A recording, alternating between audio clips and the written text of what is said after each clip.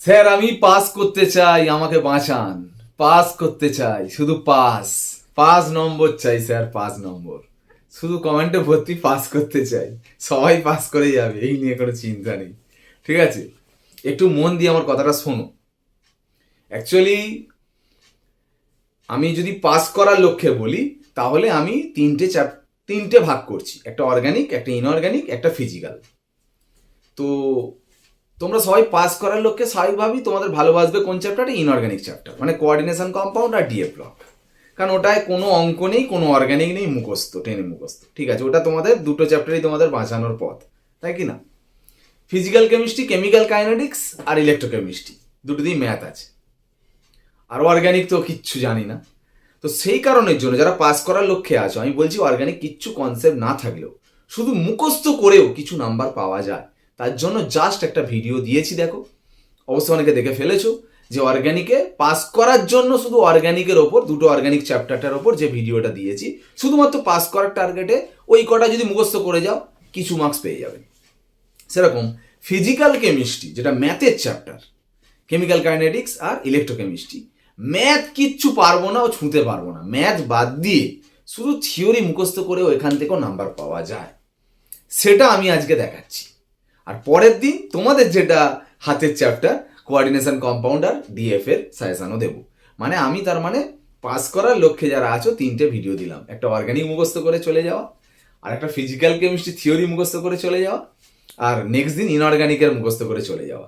তো এই ভিডিওটা ভালো করে দেখো যে কোন থিওরিগুলো করে চলে গেলে অঙ্ক না ছুঁয়েও একটা নাম্বার পাওয়া যায়। তবে একটা কথা বলি, শুনে নাও। এটা ভাগ্যের ওপর নির্ভর করছে তো ঠিকই, কিন্তু ফেল করবে না, একটু গ্যারান্টি। কারণ 30% থেকে 60% তুমি কমন পাবে। ভাগ্যের ওপর ডিপেন্ড করছে তুমি 40% পাবে না, 50% পাবে না, 60% পাবে নাকি 30% পাবে। ফেল করবে না, এটুকু গ্যারান্টি। এই তিনটে ভিডিও শুধু মুখস্থ বিদ্যা করেও যদি চলে যাও, ফেলটা করবে না, এটুকু বলতে পারি।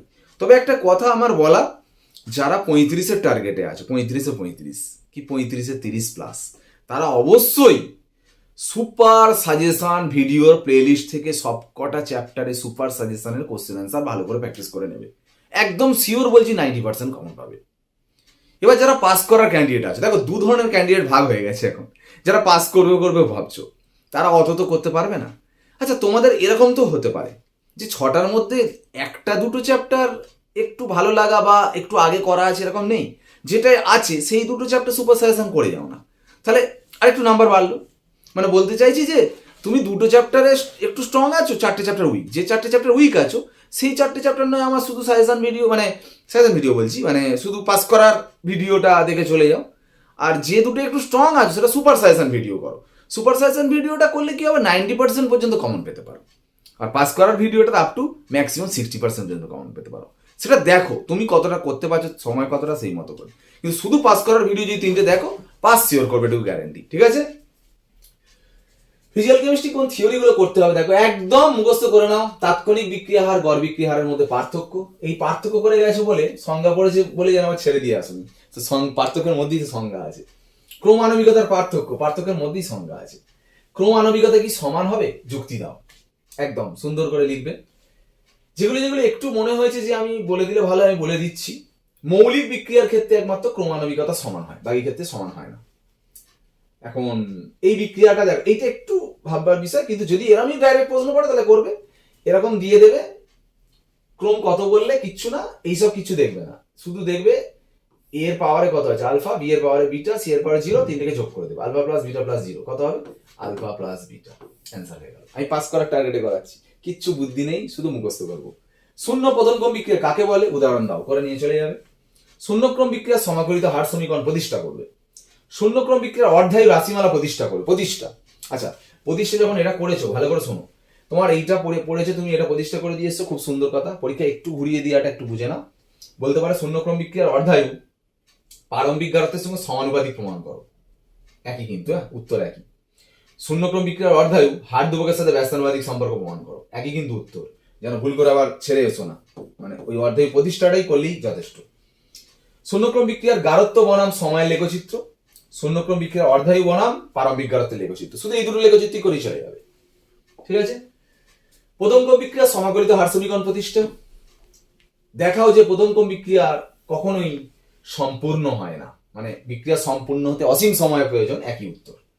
দেখা হচ্ছে প্রথম ক্রম বিক্রিয়ার অর্ধায়ু বিক্রিয়াকার প্রারম্ভিক গারত্বের উপর নির্ভর করে না, মানে অর্ধায়ু রাশিমালা প্রতিষ্ঠা। অন্যভাবে দিতে পারে, দেখাও প্রমাণ করো প্রথম ক্রম বিক্রিয়ার অর্ধায়ু ধ্রুবক, বা বলতে পারে প্রথম ক্রম বিক্রিয়ার অর্ধায়ু হার ধ্রুবকের সাথে ব্যস্তানুপাতিক প্রমাণ করো। একই কিন্তু উত্তর, হ্যাঁ, উত্তরগুলো বুঝতে হবে, একই উত্তর। বিক্রিয়ার হার ধ্রুবক, অর্ধায়ু সংজ্ঞা তার একক করে নেবে। এটা ভালো কোশ্চেন, খুব সুন্দর করে নেবে। অতিরিক্ত জলের উপস্থিতি ইথাইল অ্যাসিটেটের বা এস্টারের আম্লিক আদ্য বিশ্লেষণ প্রথম ক্রম, কিন্তু ক্ষারীয় আদ্য বিশ্লেষণ দ্বিতীয় ক্রম। এইভাবে কোশ্চেনটা দিতে পারে। আবার বলতে পারে ছদ্ম প্রথম ক্রম বিক্রিয়া কাকে বলে, উদাহরণ দাও। এই উদাহরণটাই হচ্ছে এইটা আম্লিক আদ্য বিশ্লেষণ যে প্রথম ক্রম, এটাই এর উদাহরণ ছদ্ম প্রথম ক্রমে। ক্ষারীয়টা অন্য দ্বিক্রম হয় যেহেতু। শূন্যক্রম বিক্রিয়া হার ধ্রুবকের একক লেখো। দেখো এইখানটা একটু বলার আছে। হার ধ্রুবকের একক কে সমান হচ্ছে মোল litre inverse to the power 1 minus n second inverse. একটু ভাববার বিষয়। শূন্য ক্রম বলেছে বলে n এর জায়গায় 0 বসিয়ে দেবে। প্রথম ক্রম বললে n এর জায়গায় 1 বসাবে, দ্বিতীয় ক্রম বললে n এর জায়গায় 2 বসাবে, ব্যাস কাজ শেষ। ঠিক আছে।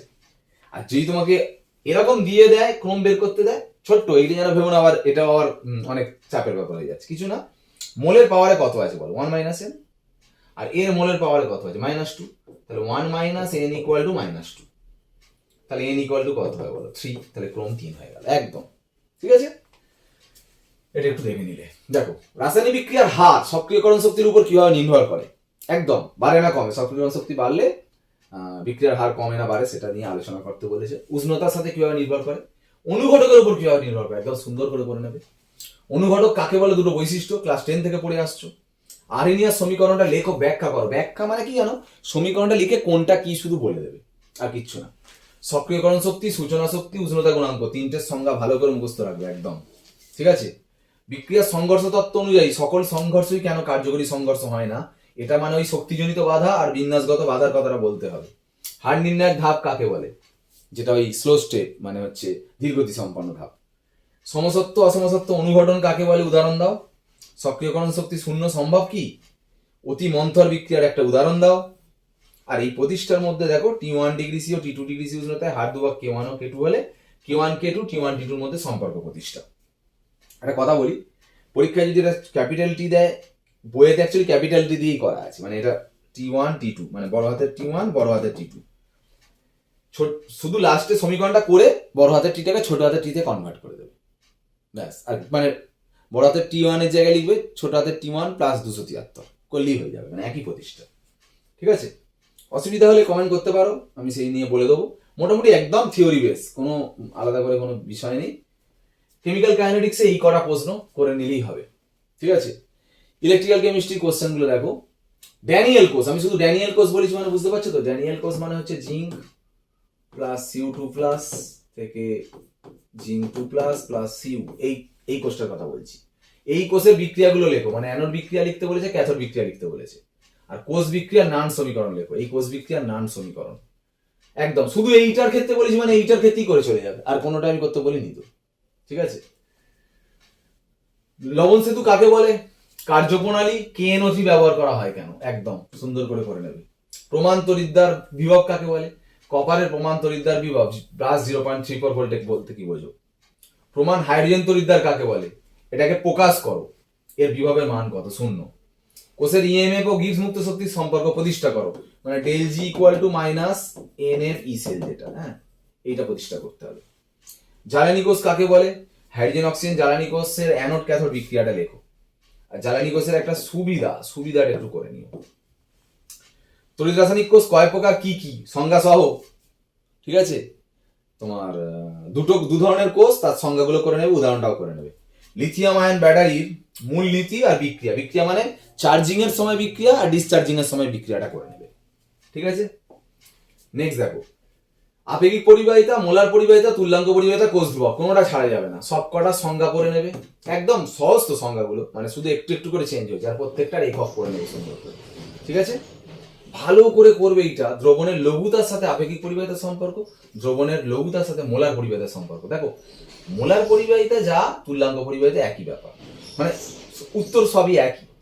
শুধু মনে রাখবে এইগুলো যখন উত্তর লিখবে, মৃদু তড়িৎ বিদ্যুতের জন্য একরকম হয়, তীব্র তড়িৎ বিদ্যুতের জন্য আরেক রকম হয়। পয়েন্ট করে লিখলে ভালো হয় মৃদু আর তীব্রের জন্য। মোলার পরিবাহিতা ও আপেক্ষিক পরিবাহিতার মধ্যে সম্পর্ক প্রতিষ্ঠা করো। তুল্যাঙ্ক পরিবাহিতা ও আপেক্ষিক পরিবাহিতার মধ্যে সম্পর্ক প্রতিষ্ঠা করো। হলো কোলরাস সূত্র, ভেরি ভেরি ইম্পর্টেন্ট, আসার সম্ভাবনা তীব্র, উপযোগিতা। ফ্যারাডের সূত্র দুটি লেখো, খুব সুন্দর, ফ্যারাডের সূত্র দুটি লেখো, দুটো সূত্রই লিখতে হবে, প্রথম সূত্র দ্বিতীয় সূত্র। তড়িৎ রাসায়নিক তুল্যাঙ্ক, রাসায়নিক তুল্যাঙ্ক দুটোরই সংজ্ঞা পড়বে, শুধু তড়িৎ রাসায়নিক তুল্যাঙ্কের এককটা পড়বে, আর তড়িৎ রাসায়নিক তুল্যাঙ্ক রাসায়নিক তুল্যাঙ্কের মধ্যে সম্পর্ক প্রতিষ্ঠা করবে। ঠিক আছে, ই সমান এফ বাই এন এটা প্রতিষ্ঠা করবে। পরীক্ষা এটা এইরকম ভাবে দিতে পারে, বলতে পারে একটা ইলেকট্রনের চার্জ প্রমাণ করো ফ্যারাডে বাই অ্যাভোগাড্রো সংখ্যার সঙ্গে সমান, বা বলতে পারে যে কোনো একটি আয়নের চার্জ এফ বাই এন এর গুণিতক প্রমাণ করো। একই, কিন্তু তুমি যা প্রশ্ন মোটামুটি এই কিছু মানে এইগুলো যা পড়ে যাচ্ছে না, যা এই সম্পর্কে দেবে সব লিখে ভর্তি করে চলে আসবে, নাম্বারটা পেয়ে যাবে। ঠিক আছে, ডব্লিউ সমান কিউ ই বাই এফ প্রমাণ করো, প্রতিষ্ঠা করো, এটা মানি এটা W equal to ECT by F, এই প্রতিষ্ঠাটা করবে। এই কটা করো, এই কটা করলেই বললাম ম্যাক্সিমাম 60% পেতে পারো। কত আছে, 7 5 12, 12 60% মানে 6 72, মানে 7 পেয়ে যাচ্ছ, মানে ম্যাক্সিমাম 7 পেয়ে যাচ্ছ। ভাগ্য ভালো থাকলে আরো বেশিও পেতে পারো, কিন্তু 4-এর নিচে নামবে না, এটুকু বলতে পারি। ঠিক আছে, শুধু থিওরি। দেখো এই চ্যাপ্টারে কত অঙ্ক করে করে মাথা খারাপ হয়ে যায়, আমি কোনো অঙ্ক একটাও দিইনি, যে শুধু এই থিওরি কটা করে যাও। এইচএস এর মতো জায়গা, বুঝতেই পারছো তো, মডেল সেট দেখলি তো অনেকে, মডেল সেট কেন, যে কোনো কোশ্চেন ব্যাংকের পেজ দেখলে শুধু অঙ্ক কত কনসেপচুয়াল আছে, তার মধ্যে থেকেও যে থিওরি বেছে বেছে সেই কটা শুধুমাত্র এই সংজ্ঞা সূত্র কিছু প্রতিষ্ঠা করে চলে গিয়েও যদি মার্কস পাওয়া যায়, ঠিক আছে, একদম যারা পাসের জন্য চিন্তা করছো, আমি এটুকু বলতে পারি, যা দিচ্ছি প্রত্যেকটা ভিডিও থেকে যে মার্কসগুলো পাবে, 3টে ভিডিও থেকে আমি সব থেকে কম যদি বলি 3টে ভিডিও থেকে 5 করে পেলে ঘরে 15 নম্বর হয়ে যাচ্ছে।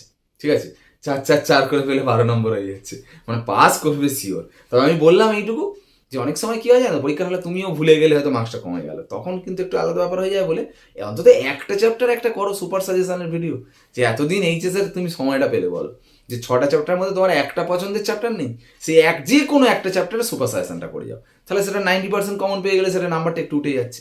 যদি একটা 7 নম্বরের চ্যাপ্টার তুমি করে নিতে পারো, তার 90% মানে কত, মানে 6-এর কাছাকাছি চলে যাচ্ছে, তাহলে পাসের হাফ মার্কস ওখানে চলে গেল। আর বাকি সব কটা সাবজেক্ট মিলিয়ে তুমি পাসেরটা করো, তাহলে শিওর পাস করবে। আমি এটা সবাইকে রিকোয়েস্ট, আনলাইন রিকোয়েস্ট, যে পাসের জন্য তুমি সব করছো, একটা যে কোনো তোমার পছন্দের যে কোনো একটা একটু বেশি ভারী চ্যাপ্টার দেখে সুপার সাজেশন একটা চ্যাপ্টার করে যাও, বাকিগুলো পাসের করে যাও, তাহলে আর কোনো কথাই নেই। তুমি যদি পরীক্ষার হলে ভুলেও যাও, তুমি যদি একটু নাম্বার কেটেও নেয়, তো পাসের নিচে নামাতে পারবে না, এটুকু বলতে পারি। ঠিক আছে, তো আবার সামনের দিন দেখা হচ্ছে কোন চ্যাপ্টার নিয়ে, ইনঅর্গানিক চ্যাপ্টার নিয়ে। ইনঅর্গানিক চ্যাপ্টার সাজেশন ভিডিও চোখ রাখো চ্যানেলে, আর পরের দিন দেখা হচ্ছে। আজ ক্লাস শেষ করলাম, ওকে বাই।